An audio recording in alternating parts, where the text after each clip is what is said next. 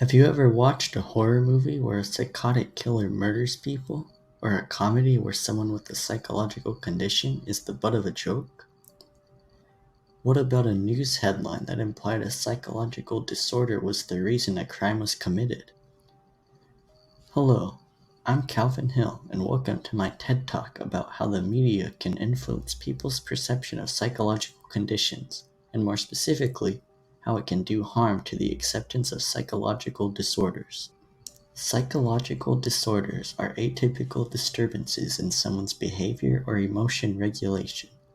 They can impact people's thoughts, actions, experiences, and can cause distress for the people who have them. As I previously mentioned, the horror genre often makes use of psychological disorders. Asylums are a fairly common appearance in horror, typically showing them as creepy and abandoned. Another common horror trope is the crazy killer. One of the most famous examples is in Psycho by Orson Welles. In the movie, the antagonist, Norman Bates, is a murderer who shares a split personality with his mother, who he previously killed. The voice and personality of his mother take over to make Norman kill women, and eventually he is caught and arrested. What Norman Bates has seems like a very exaggerated version of dissociative identity disorder. DID is a disorder that's controversial and misunderstood. People who have it typically have gone through childhood trauma. People with DID have two or more completely separate personalities that they unintentionally cycle through. For most people, that could mean having a moment where they don't know what's in their shopping bags because another personality bought it.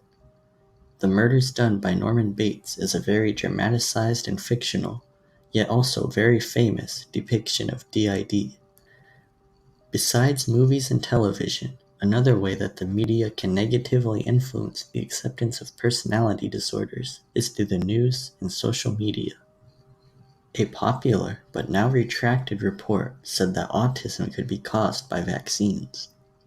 Even though this was just one report and it was later retracted, it has caused a popular belief that vaccines can cause autism.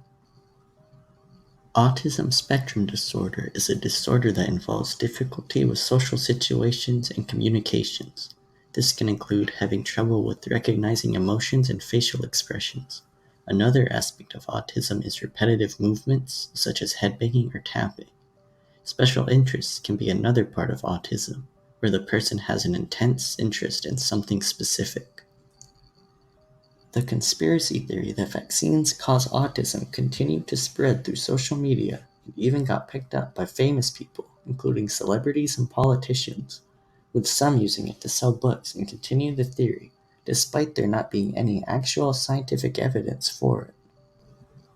As someone who consumes a lot of media, from watching movies to browsing social media, it's important to be able to tell the difference between real and fake.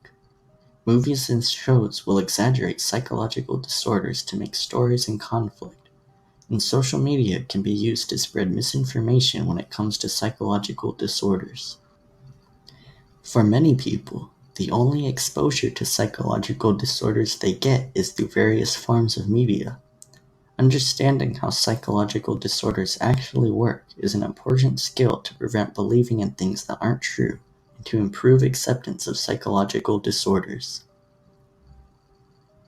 Thank you for listening to my TED Talk.